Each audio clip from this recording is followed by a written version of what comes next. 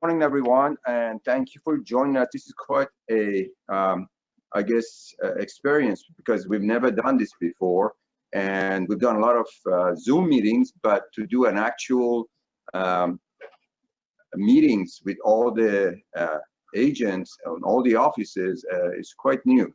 So I hope it goes well. Sarah has done a lot of work to put this thing together, and I think it's going to be awesome. Of course, we have Adam here, which I'm very excited about to hear what he has to say. I have some questions for him. But before we do that, I was going to quickly run through what is the market like so far this year. As you know, it's been quite a challenging, second quarter with the corona. But the numbers amazingly got better starting in May. So I'm going to go by different region, and real quickly, Sarah is going to share some slides with you, and we share those with you later. In the Charlotte region, as of for the June of 2020, and I'm going to compare it to 2019, the new listings were down 8.5%, and the pending sales were up 26.8%. But one thing is interesting is I'll give you the June numbers versus the year to date. The June number were 26.8, whereas the year to date was 2.8%. So we are still up, taking year to date numbers, even though we had a couple of months of actually no activity, especially in our market, which was we were shut down and were considered not essential. The closed sales were down 1.8%. Now, the interesting part, which is it's not just Charlotte region, it's nationally, is the lack of inventory. Our inventory is down 46.7% compared to last year this time. That's nearly 50% less inventory. That's why we get a lot of multiple offers in all our offices. And the other thing is months supply.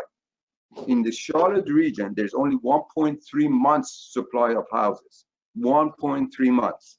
That's 50% below what it was last year this time. So these are scary numbers. That means you got to go out there and get some listings, guys. Now, in the mountain region, as far as new listing, it's down 7%. But year to date, it's about 20% down. Now, pending sales are up in the month of June, 33%. 33%. The year to date is only up 1.3%. So we're catching up. Closed sales are up 3.4%. Inventory, here we go. 38% less inventory compared to last year this time. 38%. And month supply in the mountain region is only 3.5 months, which is 42% less than last year. So these are interesting numbers, guys. We got to go out there and get listings because that's what's lacking. And it's the best time right now to list a house because all those people out there trying to buy a home. And actually, it's the best time to sell because the interest rates. So it's really a win-win situation for both buyers and sellers. Now we move to Anderson in South Carolina. The new listings are down 8.5%. Year to date, it's 11.8%. Pending sales in June was 21% down. However, it's not as bad. Year to date is 8.5% down. Closed sales are up 9.9, nearly 10%. Inventory in Anderson, South Carolina, is down 13.7% compared to last year. And month supply is 3.5 months. It's interesting, some of the smaller market, the month supply is about the same, 3.5 months. In Spartanburg, the new listing is down 19.8%, nearly 20%, but year to date is only 11%. Pending sales are down 46% in June, but year to date is 16.5%. So Spartanburg has been kind of slow to catch up compared to the other markets.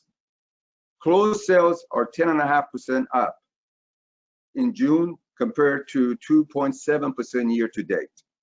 And inventory is down 7.6%. and month supply is 3.6 months, which is 2.7% below what it was last year. Moving quickly to Greenville region. The new listing is down 6.8%. Pending sales are down 46.6% as far as June is concerned, but year to date is 11.7%. So again, Greenville is kind of slower than the other markets. Closed sales are up 13.7%, which year to date is 2.2%. Inventory is up 5.2%. I think this is the only market that really inventory is up. Month supply is 3.8, which is 5.6% more than it was last year. So the Greenville region is somehow a little bit different than most other regions. The Tri-County, which is Wilmington area, and covers the 3 counties in Wilmington, pending sales are up 54.4%, guys, in June. 54.4%. Year to date, your sales are up 13.9%, nearly 14%. Wilmington is hopping. For some reason, everybody wants to move to Wilmington. Closed sales are up 8.5% year to date. Inventory is up, the inventory is down 38%. Right now, there's only 656 listing in Wilmington as of last time I checked a couple of days ago. 656 single family homes, and month supply is only 2.7 months supply, which is 41% less than what it was last year this time. So lots of numbers, and I want to do a little plug-in here for RPAC. I know a lot of you guys are contributing to RPAC, but I want to challenge all of you today to give at least $25 to RPAC. They're doing a lot of stuff behind the scenes to protect our business. And yesterday, the Premier team contributed $2,000 as a team. So thank you, Premier team, for giving $2,000. My goal is to give $10,000 to RPAC. And so please give $25, $50 if you can. And I think Sarah is going to share with you a link that you can do so. With that being said, I have Adam Contos, and thank you, Adam, for giving us this time.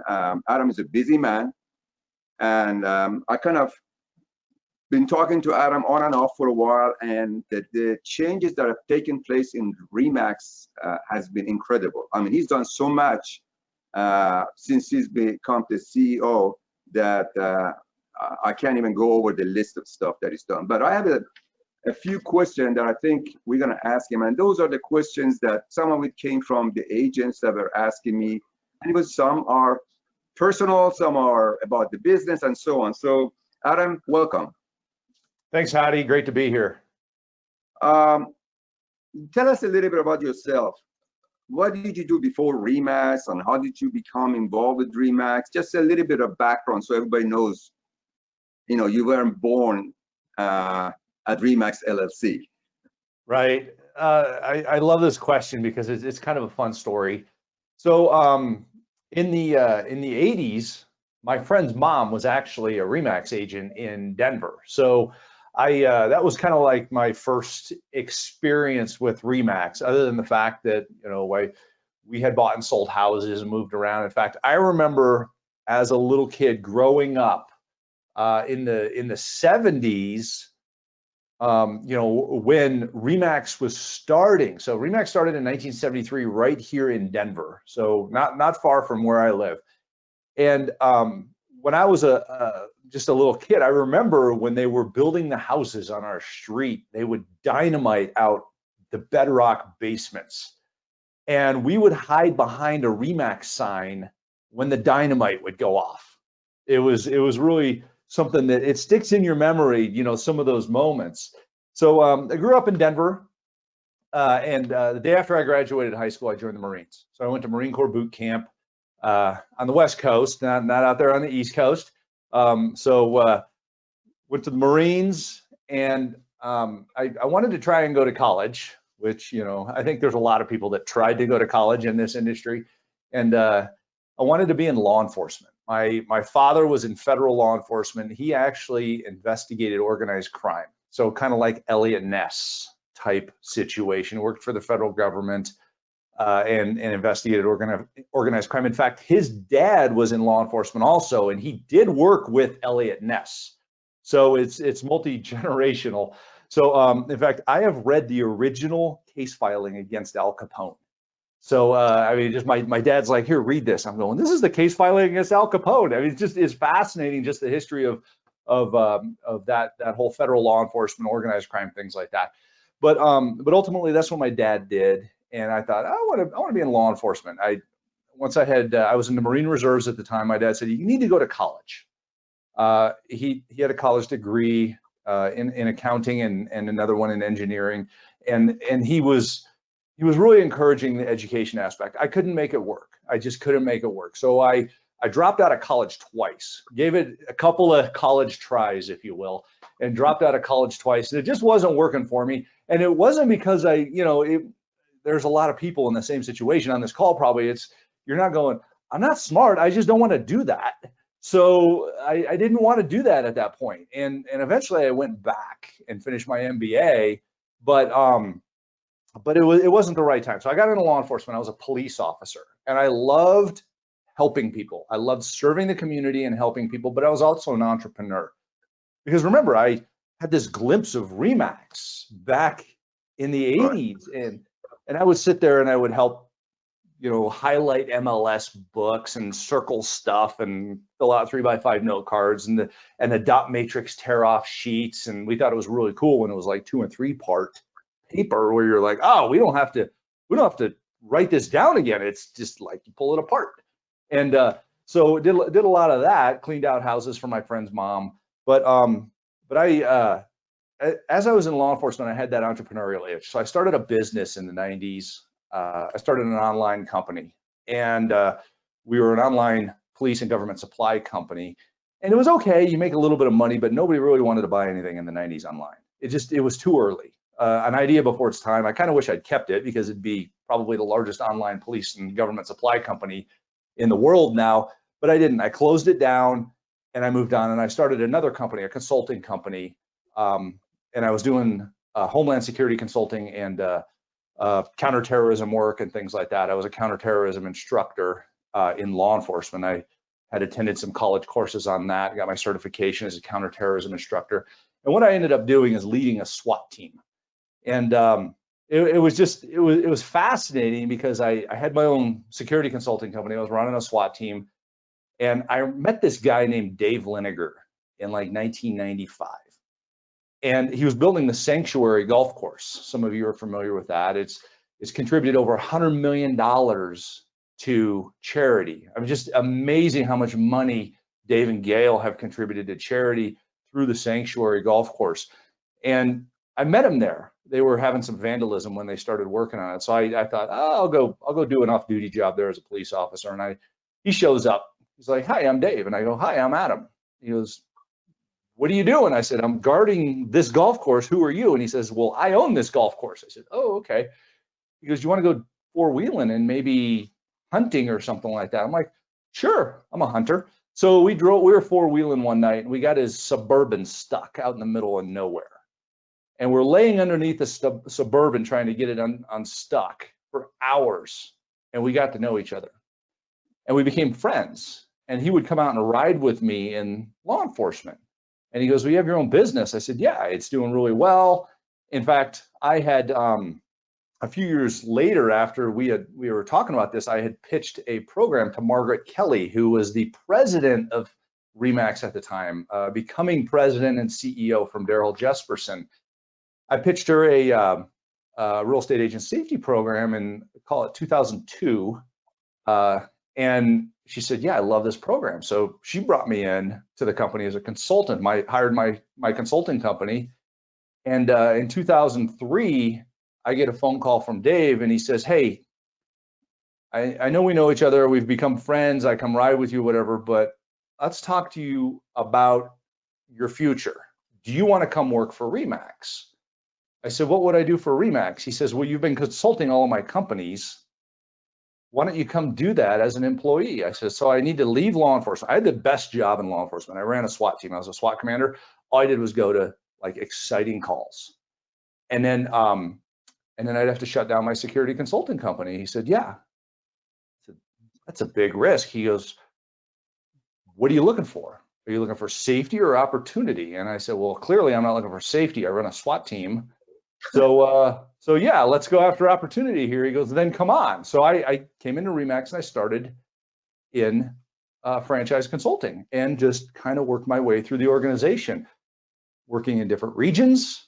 That was the beginning of 2004. I started with Remax, working in different regions, mountain states, then California, Hawaii, then Florida, then took over marketing and franchise sales, and then I eventually became the chief operating officer, co-CEO, and here I am.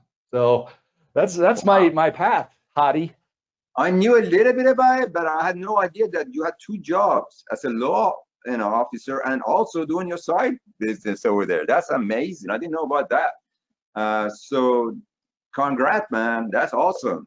You know, one of the things that I always wonder, you know, because when I wake up in the morning, I do my little jog and come to the office, and you know, before I know it, the day is over. I go home, and my wife says, "How was your day?" Or what happened today? You know, I always say, "Not same thing." You know, nothing exciting. You know, there's the same old, you know. But there's no two ways alike. No, never. And I was wondering, what is like to be the CEO of the strongest, largest, best, I guess, real estate public company in the world. So, you know, what is it like? You wake up in the morning. I know you're an exercise guy. You're 5 o'clock in the morning. So, how do you handle it, especially during these tough times? I love this question because there's so much that is translated to. I mean, and I know you and I are a lot alike, Hadi, because when we're at these events, I see you first thing in the morning out getting your exercise also, and we sit wherever we're at in the woods or on the beach or wherever it is, and we talk about business and life and you know, helping people and things like that. So it is similar. I get up at 4:30 in the morning. My wife and I both get up at 4:30, and I don't have the option of pushing snooze on my alarm, because as soon as my alarm goes off, my German shepherds put their noses in my face and they're like, "Dad, get out of bed."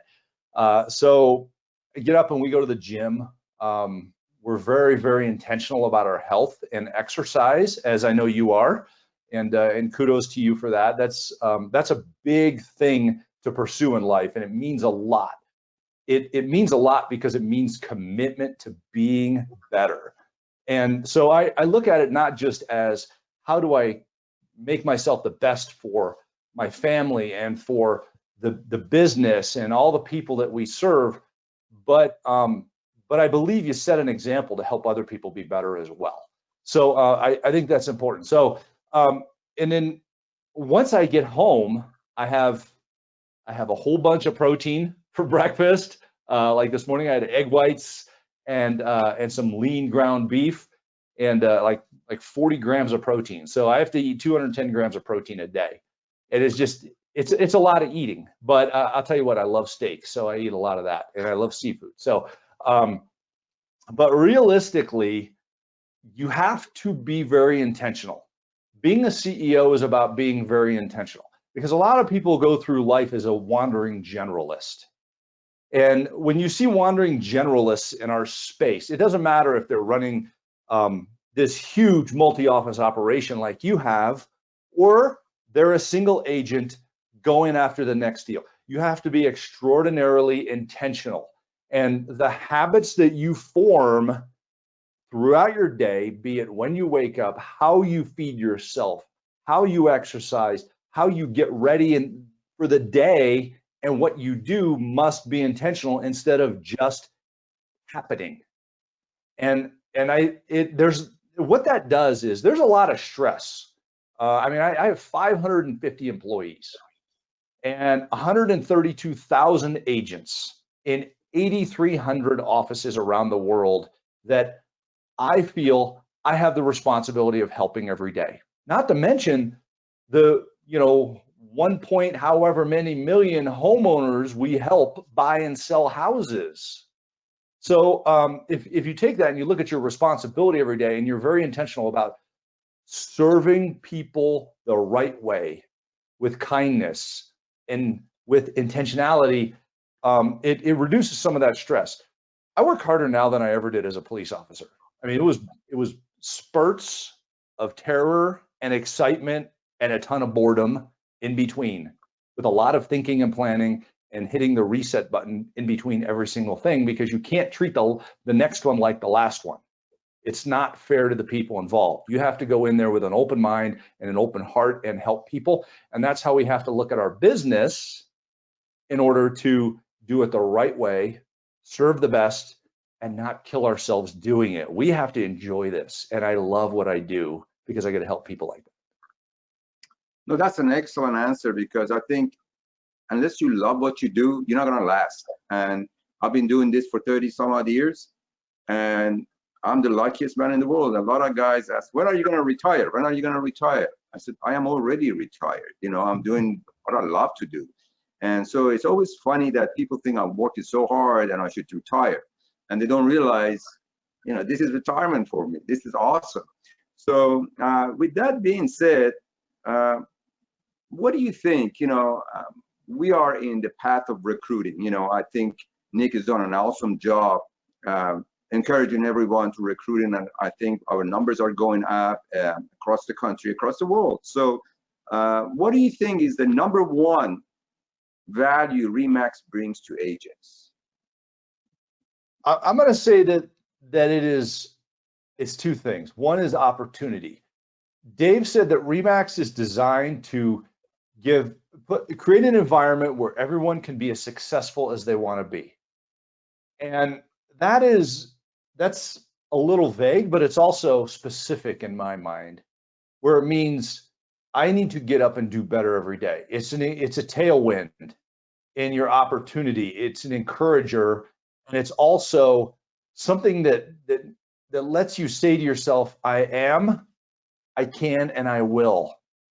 And that is I am, I can, I will is from a friend of mine who was he was a defenseman for the Broncos when they won the Super Bowl. He basically protected Peyton Manning, and he says you go through a lot of struggles in life, but if you look at the opportunity in front of you and you say, I am, I can, and I will, it gives you an environment where you can be as successful as you want to be. So RE/MAX to me means you can be as successful as you want to be in this industry, because this is the caveat, because I want to go surround myself with people who are extremely successful. So RE/MAX is a gathering place for people that are full-time professional real estate agents who are the very best and intend to be the very best in this business. You can't show up here and go, I'm going to ride some coattails to success. That's not what it's about. You have to show up here and say, I'm going to contribute to the greatness of myself, my peers, and this organization in order to help people the very best. That's how I view this is, and that's why, frankly, that's why I joined the Marines. I'm like, all right, I want to do the hardest thing I can, but I want to come out being the best that I can. And that's what you have to look at in life is, what are you going for? Are you going for mediocrity, or are you going for optimization? And that's ultimately what RE/MAX is about, what RE/MAX gives you. That's what they give us as being part of it. So what do we give the consumer is the other question, I guess. And ultimately that boils down to, one, we give them a brand that they can trust. There's one thing that's more important now than ever before, and that's trust. We have to trust who we're doing business with, because there's a lot of fear, there's a lot of overwhelm, there's a lot of distraction going on in society, more now than ever before. And people want to know that they're with somebody that they can trust, and they're with a company that they can trust, and that's why a brand is more important now than ever before. And then, of course, we stack a few other things on it that are best in class, that are amazing, that we continue to evolve. And by the way, we're going to make mistakes on everything we try, And if you're with somebody who's not making mistakes, you're with somebody who's not trying. Okay. So I look at it as it's wins and learns. It's not wins and losses, it's wins and learns. Tell me where I can learn and where I can improve. And you can be darn sure I'm going to pursue that, because this is about being the best we can be for you and for the consumer.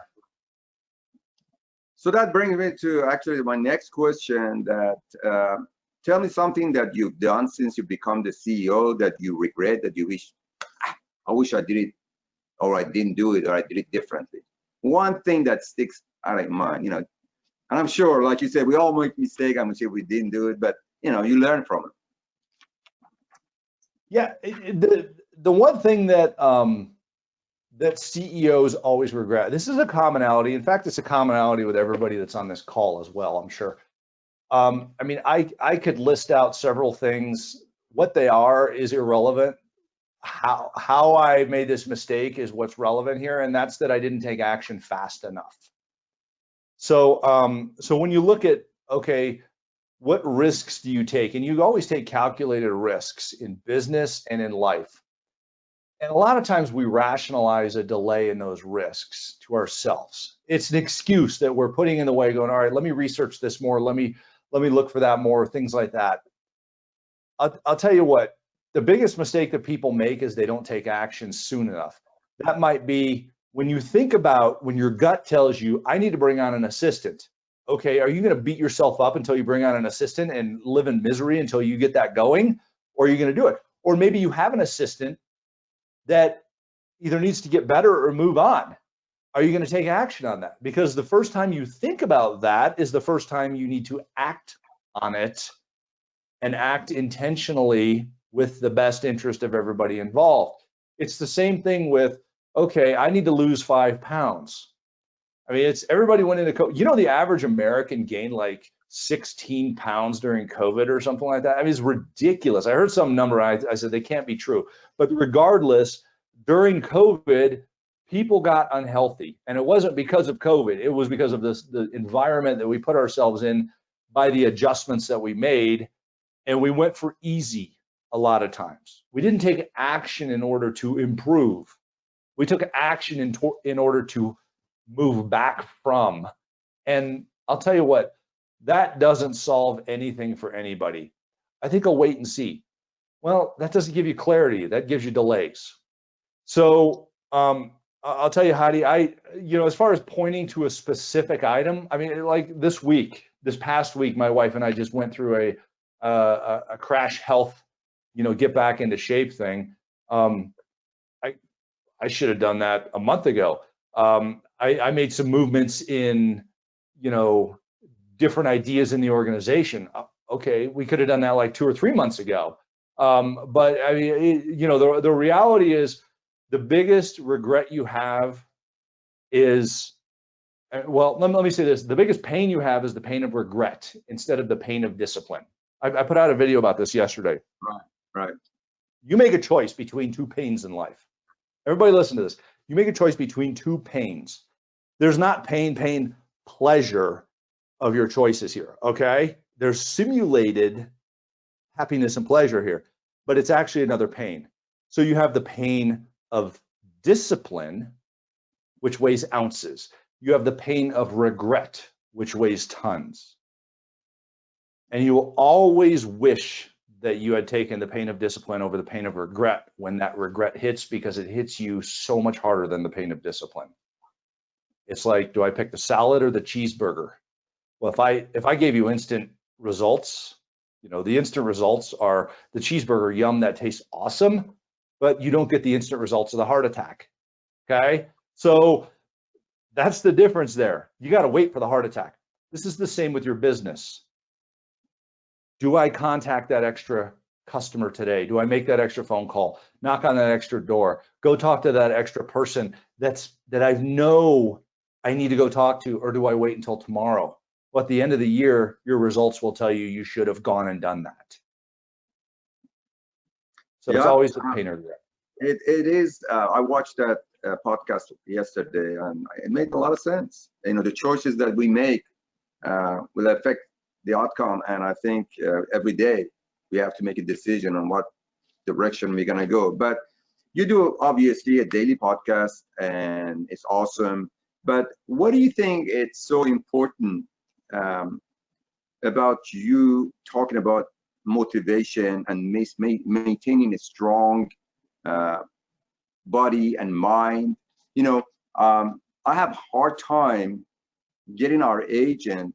Um, I'm not trying to finger at him or anything, but to come up like this podcast or this broadcast or this thing that we put together, you know, agents are always saying they're busy, busy, busy, busy.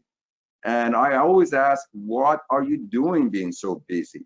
So you always concentrate on motivational, I guess, talks and taking care of your body. You just mentioned that. What do you think is so important as far as our business is concerned, as far as realtors are concerned?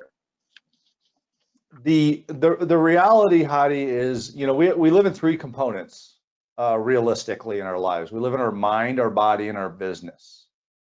And every Thursday I put out a video called Mind Body Business. We call it MBB at headquarters.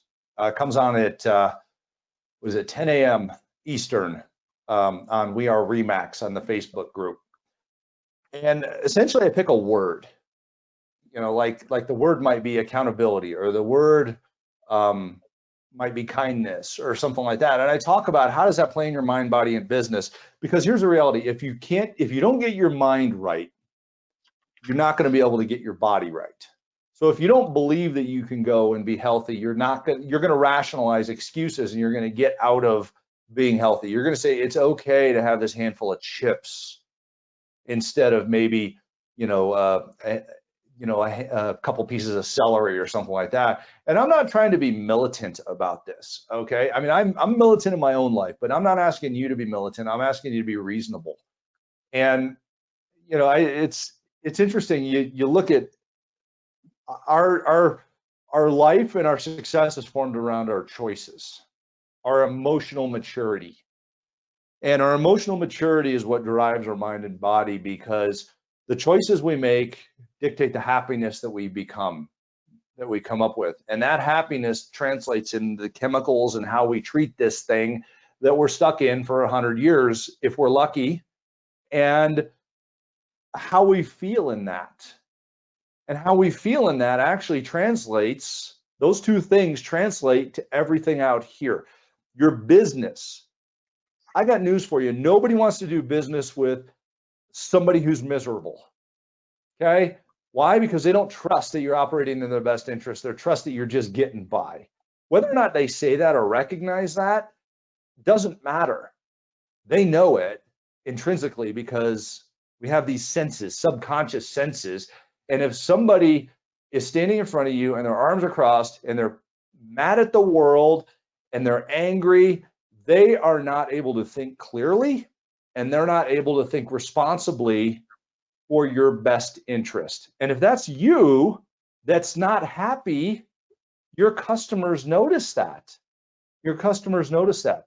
You know, nobody likes to be around a complainer except for a complainer, right? Mm-hmm. And people who are happy, who do they attract? They attract people who are happy. You know who's more likely to do a transaction? Somebody who's happy. So we have to practice every day habits. Habits are intentional acts that we repeat that over time, an extended period of time, create an outcome. And that outcome is what our results are. So when you look at, the charts that you showed earlier, Hadi, you look at those results on those charts, and I see an increase in transactions occurring in all those different markets. My question to you is, are your habits leading to an increase in your transactions? That's something everybody, I mean, take these slides. I'm sure Hadi will be happy to give them to you, and write down, go to your market and write down, here are my numbers for this year so far. Are they up as much as the market? If they're up more, great. What are you doing and how do you scale it? If they're up less, why? And I can tell you, it boils down to starting with your mind and your body. And are you in a good place, or are you rationalizing doing less? And you mentioned the word busy, Hadi. You mentioned the word busy. There's a word that throws up the biggest red flag in my world, and that is when somebody says, I've been busy. And I look at it and I go, that means you haven't been productive. So I also put out this video the other day about busy versus productive. So there's a difference between busy and productive. Busy is you're rationalizing excuses because you can't tell me what you're actually doing. And maybe you go, well, I'm talking to people. Or like somebody's on Facebook and they're like, I'm prospecting. Looking at Facebook is not prospecting. Marketing on Facebook is prospecting if you're generating business from it. Prospecting is only prospecting if you're getting business from it. If all you're doing is reading stuff and catching up and placating yourself through an excuse of I'm busy doing this, you're not going to get anything done. So the reality is, stop saying you're busy. Nobody wants to hear busy. You know what busy means? Busy means you don't have time to deal with them. Don't ever tell your customer you're busy. Tell them, I'm doing some amazing things. What can I do for you? Because I've learned a lot recently about our market and I got some things to share with you. So we have to holistically be good. When we're holistically good, our relationships are better. I mean, who wants to be happy right now? Me. I mean, everybody wants to be happy. Who wants to smile all the time? Who wants to be fulfilled? Who wants to sleep well at night? Who wants to get up in the morning and go, I feel like $1 million? No, I feel like 10 million bucks. That's what we all look for. And the only way to do it is through habits and not excuses. Makes a lot of sense. This takes me to the next question, which basically relates to the same thing. You started this live podcast, which is awesome, and it's short and sweet and to the point. Start with the win. How did you come up with that? Start with the win, because it's 8 o'clock when you started. It's 8 o'clock in Denver, so that's most of the agents are asleep at 8 o'clock in the morning in that time zone. But here is 10, which is good. They can get up and watch that. So tell me a little bit about the background on Start with a Win. I wanted to do a podcast. In fact, Hadi, we are coming up on episode 100 of Start with a Win. Wow. So this is an exciting time. We have a special guest for episode 100, so we have to keep an eye out for that. But I wanted to do a podcast. Why? Because I want people to hear from me. I want them to hear my feelings, my thoughts, my philosophies. And realistically, people spend more time on podcasts than they do on any other media right now. Okay, so because it's convenient, we put it in our ears and we listen to it. And we scientifically space this out. We wanted 20 minutes because a commute takes 20 minutes. Not as many people are commuting right now, but the reality is a commute takes 20 minutes, but a lot of people also spend 20 minutes on the treadmill. So I read a bunch of studies. We figured out 20 minutes, but ultimately we wanted to talk about something to get you going, because I was listening to other podcasts that get me going. And I sat down with producer Mark, who runs a branding company here in Denver. It's called Brand Viva. And you can look them up. He does a lot of branding for different organizations. He does all of my branding for me, and he produces my podcast. So we did some brainstorming, and he went off to the drawing board and came back with a selection of different ideas, and Start with a Win was one of them. And startwithawin.com was available. So it happened to work out well. But and it very much ties into my mentality. I mean, it's you get Mother momentum going first thing in the morning, and you're starting with a win, and it's a good way to have a good day. So that's how we came up with that. And it's interesting because you have to do a lot of planning. Everybody was nervous. How do we come up with stuff to talk about? Well, leave that up to me. I'll go do my homework because I want to get better. And that's what I'm going to do is I'm just going to write down what I'm getting better with, and I'm going to share it with other people. I must say I did exercise, I did run and whatever, but your podcast, and I think you made me even more determined to do what I'm doing today. And it works. Obviously mind has a lot to do with it. 3 miles was long for me to run. Now I try to run 5 miles on the daily basis, and and it's a lot. I can't do it every day because if I'm somewhere travel, whatever. But your podcasts are awesome, and I encourage everyone to try to listen to those, even if you can log in at 10 o'clock or whatever. Listen to them. They're amazing. I mean, Adam works hard to come up every day. I don't know how he come up with material every day, to be honest with you. And 100 shows already. That's awesome. Now, what advice would you give to these agents now, especially this has been a really amazing month. June has been already, we're halfway through, and we are just way over what we were last year this time, as far as the month of June. How do you advise agents the juggling all aspects of the business? How do they, what's your best advice to them during this? I don't want to use the word busy, but during this time that I have multiple clients and they're fighting multiple offers. And so how do you take the stress away? Because I get those stressful calls and emails and so on. So what do you tell them? How should they handle that? The first thing you need to think about is you have to be intentional. I mean, when you are random and occasional, just because something's happening, when you're just reacting, it's not a happy place to be. I mean, it doesn't feel good in the heart, in the head, and you may be, you know, at the end of the year, you might look at it and go, wow, I did a lot of business, but I was freaking miserable doing it. Well, that's because you're being reactive. Reactive is a very stressful place to be. So, I mean, what that does is that increases your cortisol. I mean, realistically, you're more apt to get sick if you're being reactive than if you're being intentional, because all of that stress that you put on your body reduces your immune system. Scientifically proven, being reactive reduces your immune system. So when you're intentional, what you're doing is you're setting a schedule for yourself, or just, I mean, even if the phone rings, you're like, all right, I have to go do this, pull out your calendar and put it in there and go, it fits right there. I'm going to get it done during that time. And then I'm going to reflect on the fact that I just succeeded. And as soon as you calendar it and you make the choice to go do that in that time block, you've become intentional. So really, I look at your day in blocks. What are you doing during these different blocks? And I'm intentional and productive in these different blocks. Like my morning block, I start my day for me. And I start my day for me, but I share it a little bit with you because I do learn. I get up, I have my cup of coffee, my GSD cup here, stands for Get Stuff Done, and or German Shepherd dog if you're a German Shepherd lover. And my morning is for me, and I spend it in the gym with my wife, who I love dearly.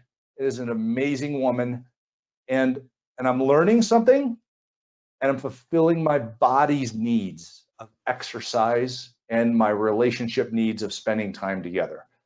And some people go, oh, I have to go to the gym. I look at it and I go, I get to go to the gym because I get to learn something. I get to spend time with the person I love so much in this world.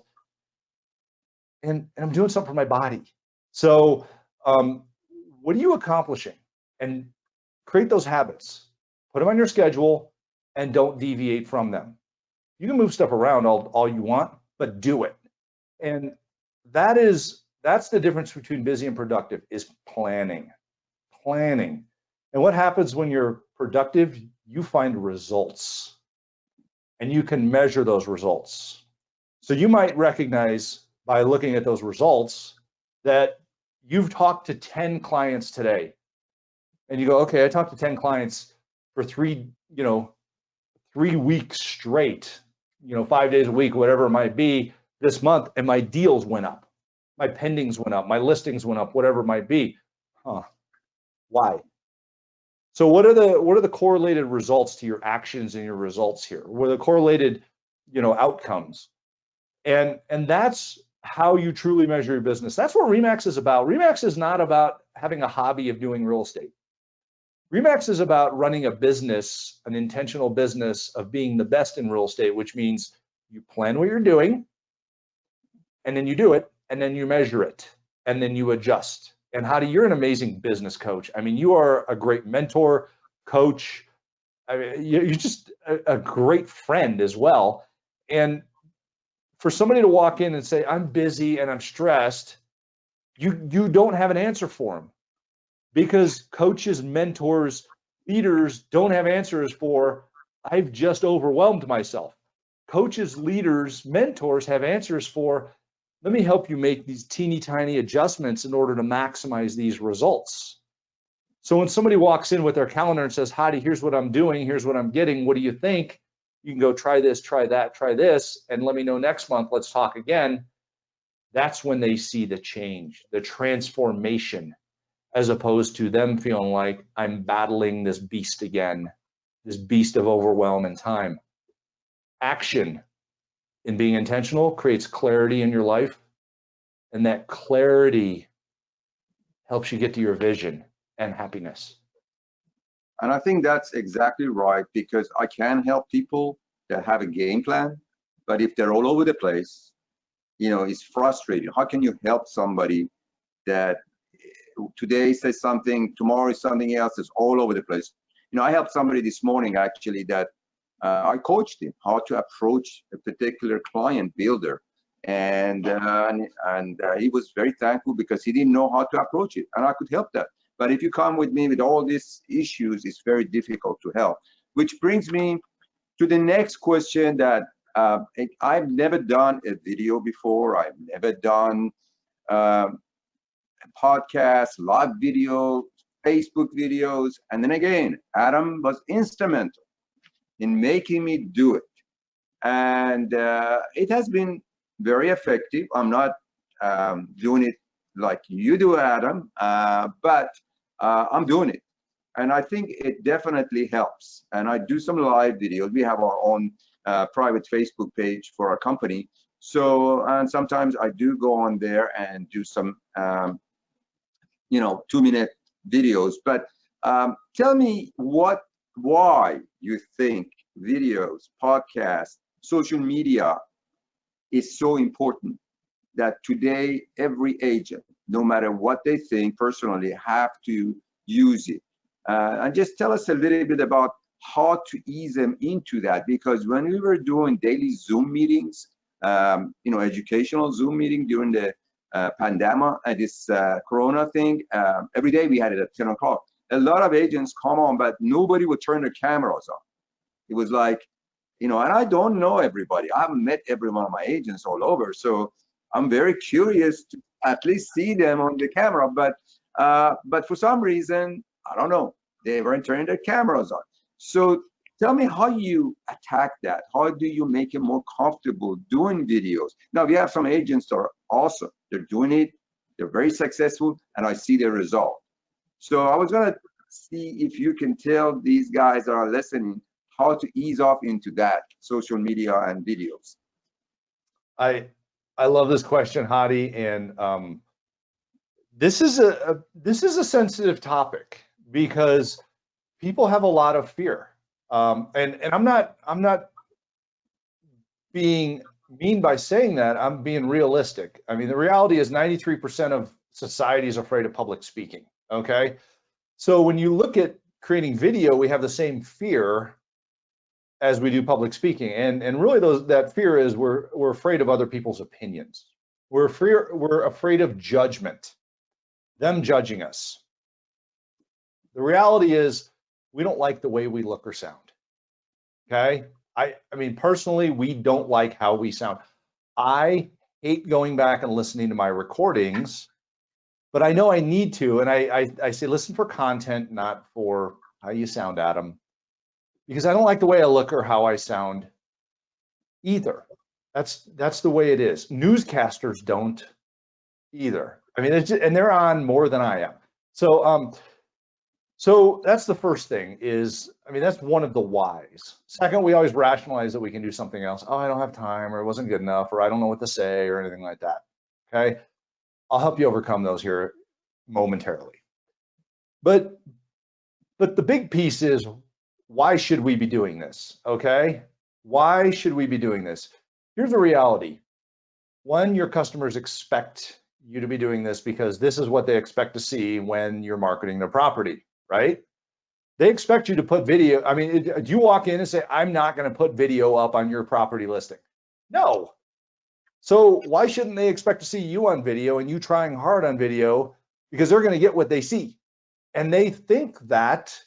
They're just not telling you that because they're not calling you if you're not doing this. I mean, you're missing a lot of business if you don't do this, first of all. Second, we don't market a what. We market a who. Okay? So stop feature dumping on them thinking, I got to go in there and I got to dump on what I'm selling. No. You're selling something that makes them feel good. You're overcoming a challenge. This is a cure for their problem. A cure. What is their problem? They need to move and they don't know how to do it. You're the cure. So this is a who, because everybody's got a different problem. They have a different perception of what that challenge is, and they can't find somebody to help them overcome that challenge until they build trust. Okay? They build trust. How do we build trust? Presence and frequency. Presence and frequency helps create trust. There's a psychology factor called the mere exposure effect. We all see this every single day. If you pull out your phone and you look at your social media feeds or Google, you're going to see products that you've looked at recently.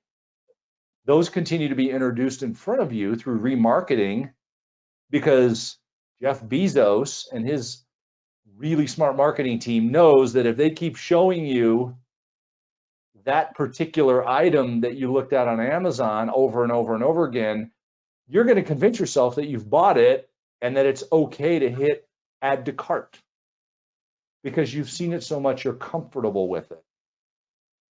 That comfort translates into business. So we have to take advantage of the mere exposure effect. And I did a kind of an informal study. I put out 30 videos in 30 days. Okay. I challenge you to try this. And you're like 30 and 30. That's a lot. Yeah, they take like 2 minutes each. So don't worry about it. It's quick. And you get the worst ones done first because you keep getting better. But the reality is the more people see you, the more they trust you. Presence creates trust through the mere exposure effect. It's a psychology concept. That's why we have bus benches and the ads, we put our faces on those, or billboards, or you buy, you leave your business cards on every little cork board you can find at coffee shops with your face, the first thing that they can see, right? Why? Because you want them to get used to seeing you.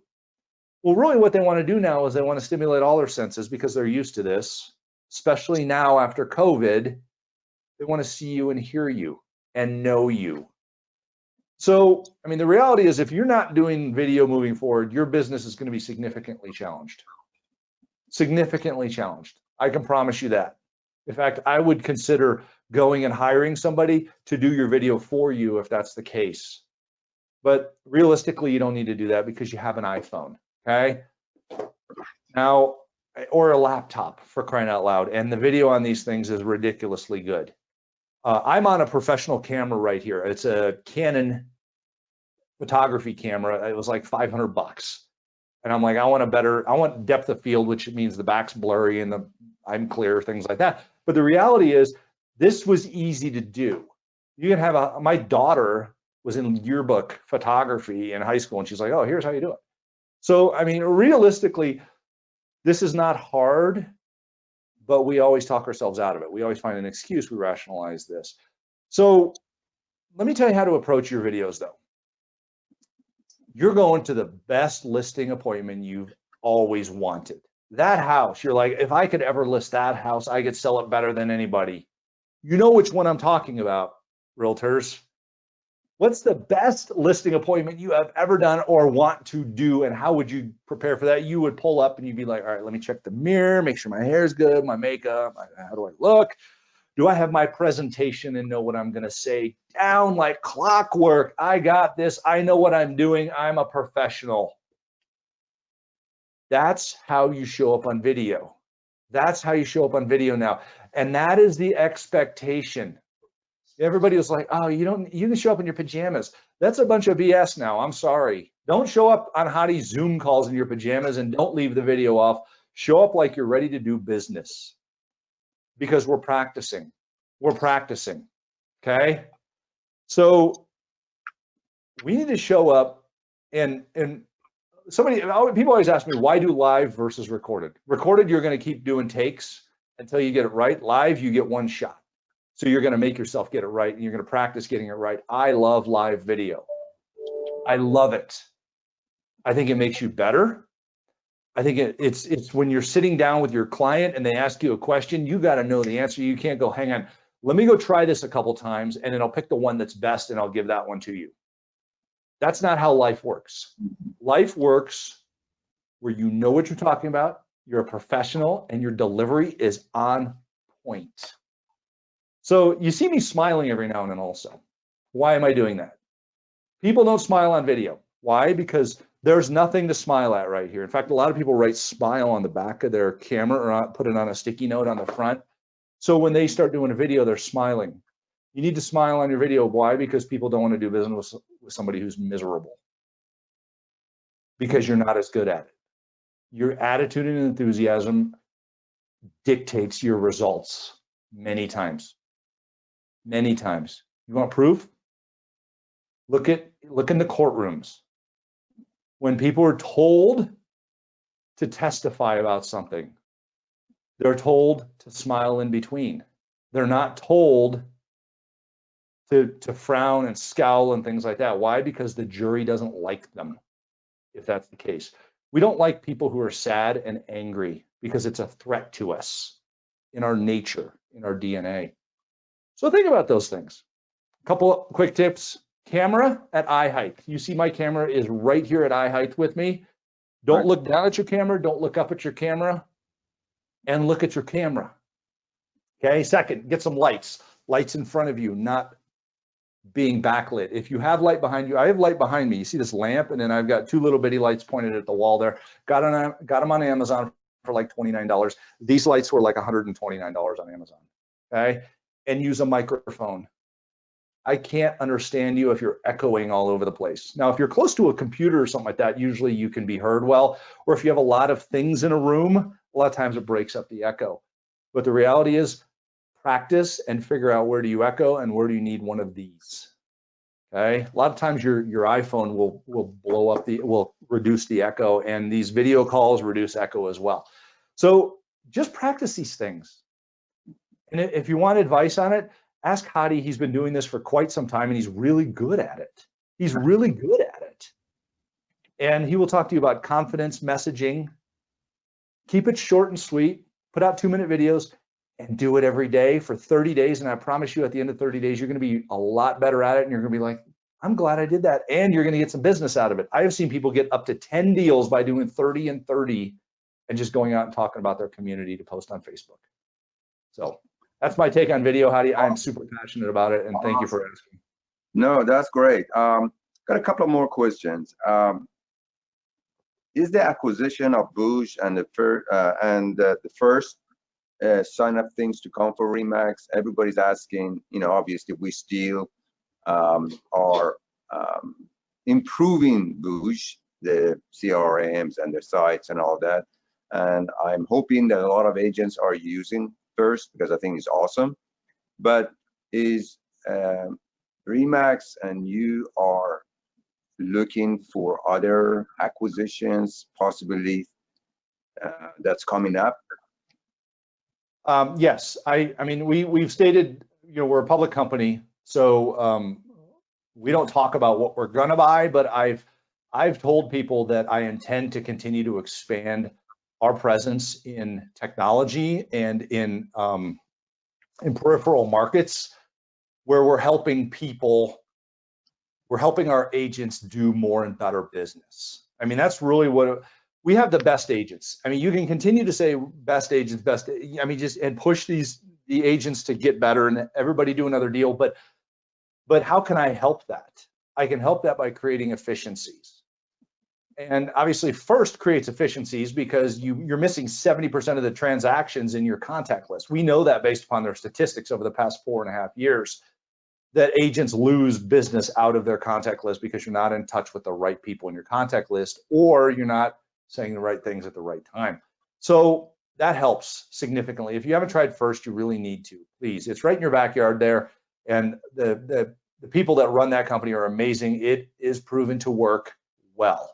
And by the way, there's nothing worse, and you felt this pain, than driving down the street and seeing somebody else's sign in your friend or neighbor's front yard. It happens, and you can prevent that by being in contact with the right people at the right time. Our AI machines tell you how to do that. So check out first.io on your computer. Don't leave this to go do it. Hadi can help you with that. It's still free for 3 months, right? For the first 3 months, it's free, yeah. Correct? Okay. Yes. And then Bouge. So we always rented our technology, and we got some pretty good technology. I mean, the companies that we did business with were good because, I mean, we're, you know, top shelf in the real estate space. So we found top shelf vendors, but we didn't have the flexibility.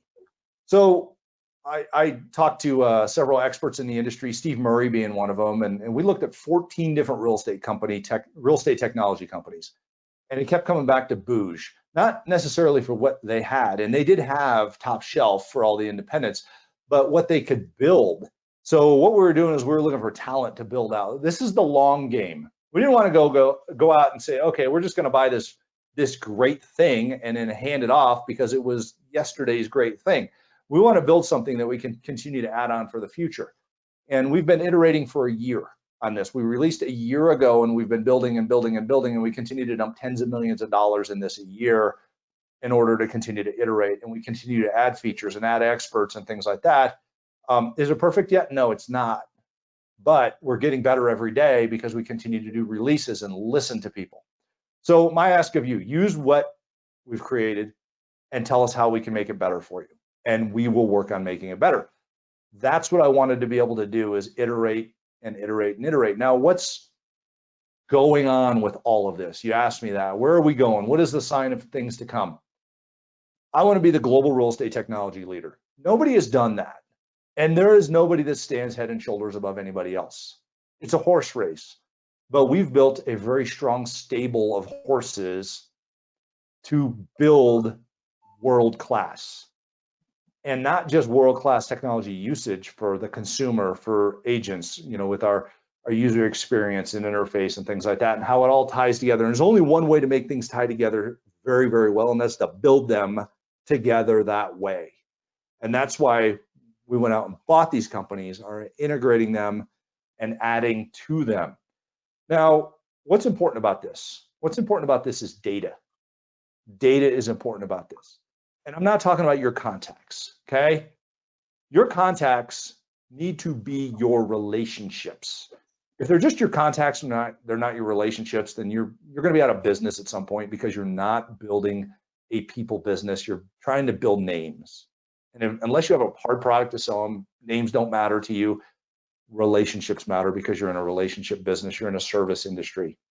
So the reality is we need to continue to build our AI with all this data in it and predictive analytics so that we can tell you more about your customer that you're dealing with in your contact list to help you better serve them and then be happier with what you do for them.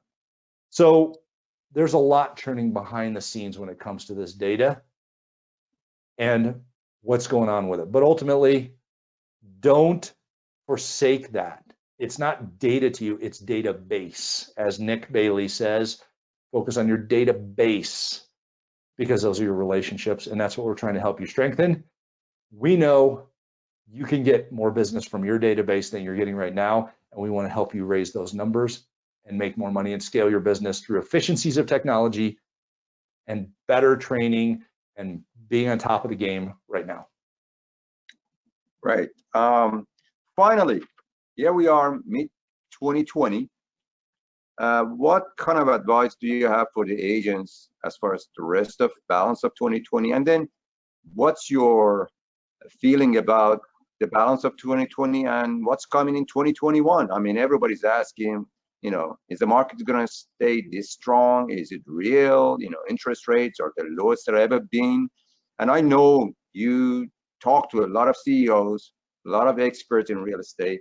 And so give us a little bit of your thoughts about the next 6 months and then in 2021, what's going on with our business, with the interest rates and the future. I guess we can't predict the future too far away, but just between now and next year. I love this, Hadi. And you're right, we can't predict the future, but we can change what we do, right? Right. So, and frankly, what you do, everybody that's on this call, what you do will predict your future. The reality of the housing market is we are in a deep V recovery from COVID in the housing market, regardless of whether or not somebody, anybody, local, national, I don't care where, comes in and says, we're shutting down virtually everything. The differentiator here is you. And what I mean by you is, what action do you take in order to connect the very best with your customers and prepare them for the home buying and selling process? That's what it boils down to. And we know interest rates, we know interest rates are going to stay low. Okay, they're going to stay low. Why? First of all, it's an election year. Second of all, our economy needs it. Our economy needs it, given unemployment, given the ebb and flow of businesses. Small businesses are challenged right now. They can't function as well when interest rates go up. They need interest rates to stay low. So we're going to keep interest rates are going to stay low. We're going to keep seeing that for quite some time. In fact, we're seeing people refi in the low or in the high twos now. Okay, we're seeing purchases in the high twos. This is there is not another time that I can think of in the housing industry where it was a good time to sell and a good time to buy. I mean, both of these things, it's usually like one of these, but it's like this right now. And the reason for that is extraordinarily good interest rates across the board, and not cheap paper. I mean, we're not talking about these loan originators being reckless. They're being solid with their decisions. Why? Because they have buybacks. They have buyback risks. And the second part of this is homes continue to appreciate. Why? Because of supply and demand. And people say, okay, when are we going to go into a buyer's market? I don't think we're going to go into a buyer's market. I think we're going to stay at a solid seller's market with buyer opportunities. And the reason for that is prices continue to go up, interest rates are still low, and there is still a great deal of equity in houses out there. Over 50% of the houses out there have over 50% equity as of like a month ago. So realistically, this is on you. This is on you, agent. How are you going to go out and do one thing really, really well? That one thing, capture the trust of as many people out there in your community as you can. Okay? How are you going to capture that trust? Now, the way you capture that trust is you have to be present. Remember, I said presence creates trust. And you also have to be top of mind. I use the other quote, top of mind is first in line for anything. Okay? What have you been thinking about? You're like, oh, I hope the gyms open up after COVID. What were you thinking about? Which gym am I going to go to? You need to be them thinking about, okay, I don't like where I'm working every day. I can't work from the kitchen table. My dog's bothering me, or my cat's always on my computer, laptop, or I need a separate room for my kid to do homeschooling, which, by the way, we don't know if that's, I mean, if a classroom gets COVID, those kids are all going to be working from home for a few weeks, and yours might be one of them, right? So we need to be ready for these things. We also need to be helping people understand that they can be happy where they're at or where they want to be. And that's our job, is to help them be happy. What do you sell when you sell a house? You sell happiness. What do you buy when you buy a house? You buy happiness. That's what you're doing. How much is that happiness worth? How much is it worth to you to go out and help them find happiness through trust, connection, and being top of mind? So that's what I have to say to you. We're going to continue to see recovery in housing. It's going to continue to go up. You saw the numbers. Put your numbers next to that. Are yours in correlation to that? Are they better? Are they worse? How do you make them better? Because you're better than the average out there. You should be better than that. Okay, so there's your goal for the rest of the year. We've taken 4 quarters of housing and crammed it into 3. which means you have to take 4 quarters of work and cram it into 3. How do you do that? Plan, be intentional, schedule, get a great mentor and leader that you can listen to, like the guy who's right here on my screen. His name's Hadi. And you got some great people around you can tap into as well. So that's what I have to say about the market, Hadi. I'm optimistic about it. I continue to say that. Have we hit a recession? Yes. You know what? It's noise. Nobody cares. Housing market's great. We have an election coming up. There's gonna be a lot of noise. People are gonna tell you how miserable somebody is or isn't, or what they're gonna do or not do for you. Don't worry about that. Go out and build happiness and trust. That's what I have to say to you. Excellent. I think I agree with you 100%. Focus on what you do. Don't worry about all the noise. And I think that's the practice that everybody should perform. So anyway, thank you so much, Adam, for giving us this hour. I'm sure all our agents enjoyed it and hopefully learned from it. And I look forward to listening to your next or 100th broadcast, I guess, your podcast. So take care, and we will talk to you soon. Thanks, Hadi. Wish you all well. Be safe, be strong, everybody. Thank you. Bye. Thank you so much. Bye-bye. Sarah? Yes. So you are, Anne, I guess, is next.